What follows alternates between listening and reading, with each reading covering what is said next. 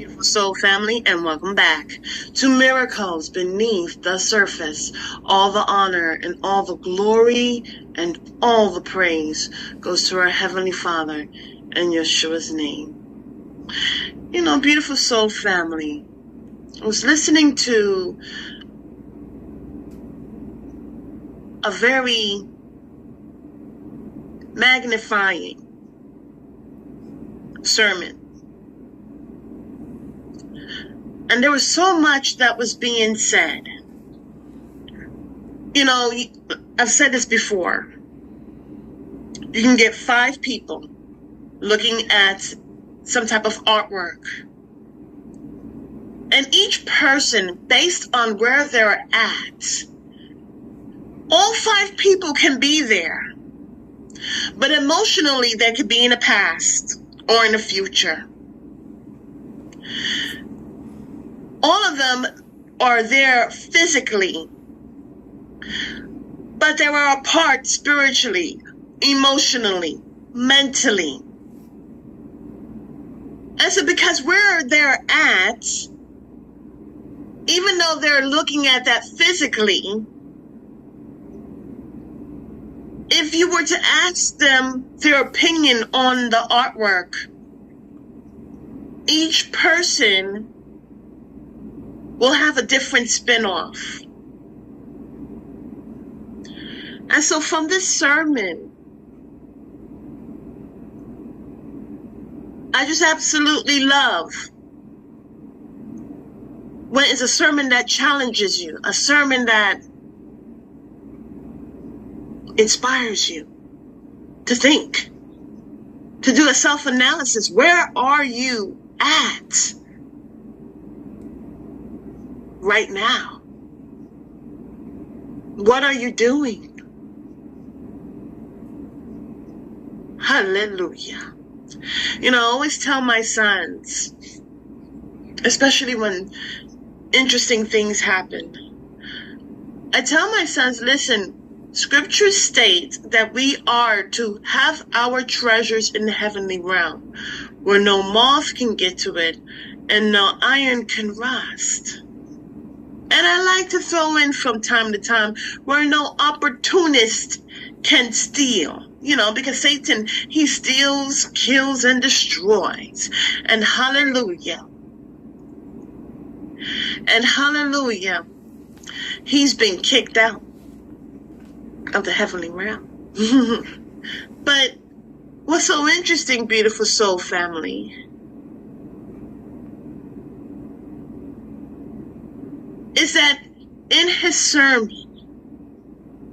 there was a segment of it where it was about, where are you trying to go? Is your life only about eating and drinking and consuming material gains? Because after you have it, and sometimes the journey is more important than a destination. Meaning, okay, you're doing all these things to get something, then you got it, and then what? What next? In this world, it's a lot of consumption on things that are physical. But if you look at it from a scientific point of view, and understanding that all things are vibrating, then you realize that it's not even vibrating at its highest point, because as it increases in its vibrations, you can't see it. That's why love is a highest frequency, is a higher vibration. Things that you are able to see, it vibrates slowly.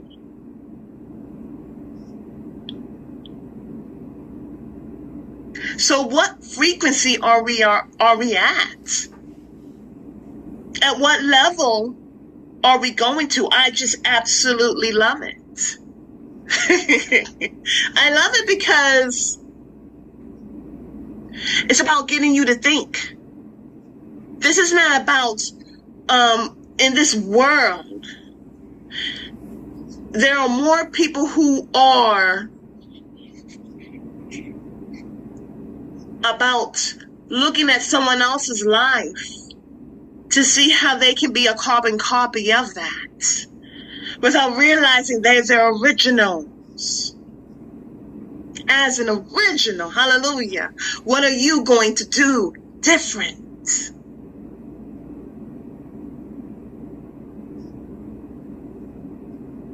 What are we going to do different in our lives?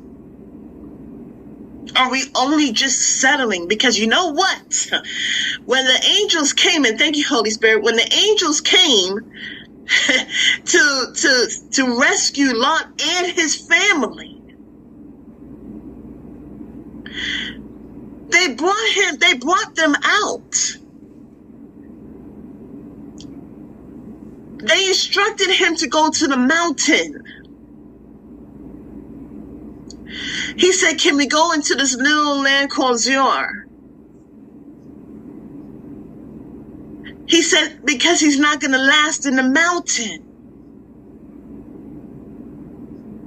You know what's so interesting is that the Holy Spirit, every time I read that, or when the Holy Spirit recalls it to my mind, is that they were at one point, and that's a beautiful miracle within itself. They were in one point, and then the angels saw the hesitation in them, grabbed their hands, and took them out. During that time frame, they weren't using, of course they weren't using cars. They weren't using high-level vehicles. So just in understanding that God Almighty had sent angels to come save them, and they took their hands and guided them, did something quite marvelous, remarkable, guided them out of Sodom and Gomorrah, and said that they have to go to the mountains. Go to the mountains.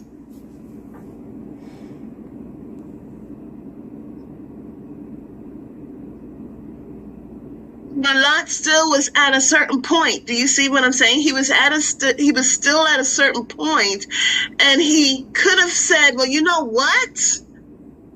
I'm not going to settle. You told me to go to the mountain. You sent angels to do phenomenal things, and I'm still worried about the bigger aspects of my life. God, if you instruct me to go somewhere, I'm going to go there because you instructed me to do so. I'm not going to be in fear because, God, you are my provider. Hallelujah. It's truly amazing.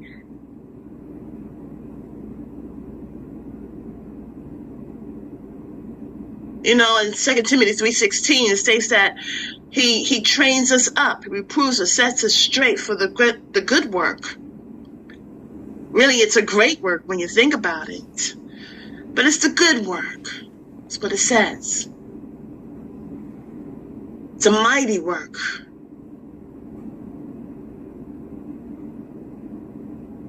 The thing is that if we are so concerned about always consuming certain things that we've consumed already, when are we going to grow?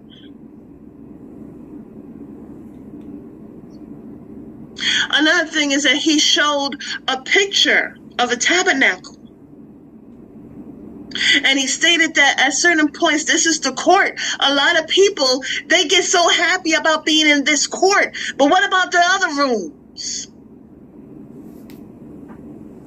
Is there a prayer where it says, please take me to those other rooms? I need to go to those other rooms. How many times am I going to be at this point when I need to grow? I need to expand.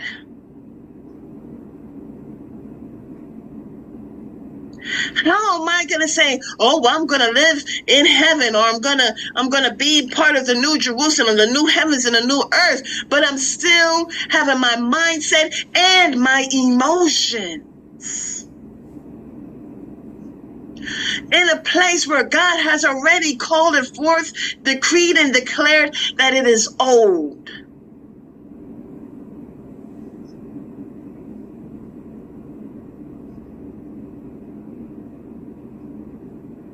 I don't know what the Holy Spirit is telling me to say. I need you to say this. I'm ready for something new. Not of this world, though. I'm ready for something new. Not of this world that is already viewed as old and over and done with.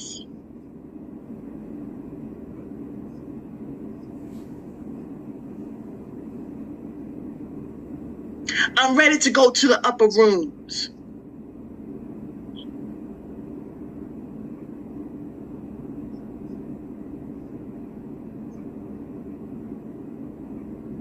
I'm ready to be used more. You know what's so interesting is, as I was listening to the sermon,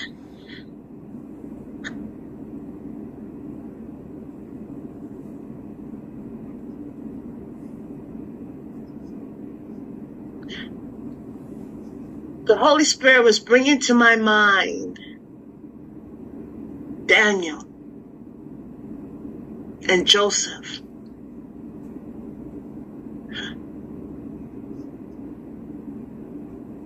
And David. There's so many others, but really what came to my mind was Daniel. When I think about it now, Joseph, David, they all had humble beginnings. And in the midst of their humble beginnings, God was working with them.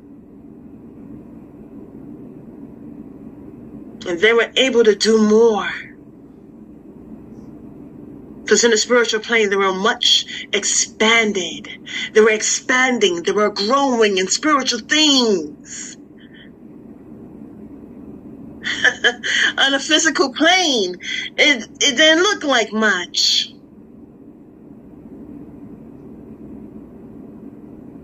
But spiritually, God was preparing them to be kings and advisors and governors. You see, what's so interesting is that when we look at the system, this also came to mind, thank you, Holy Spirit, is that the world, leaders, governors, whatever, they have advisors that call themselves to such things, or maybe the devil called them to such positions. And the reason why that is taking place is because, sadly enough, their mind is going beyond the food to eat, the water to drink, and the house to live in. And we need to do such things as well. So, this is a self-analysis. Am I doing the same things over and over again? You know, that's insanity. If I always do what I've always done, then I'll always get what I've always gotten. But I'm ready for the new. I'm ready to be used in a new way. Not by the world,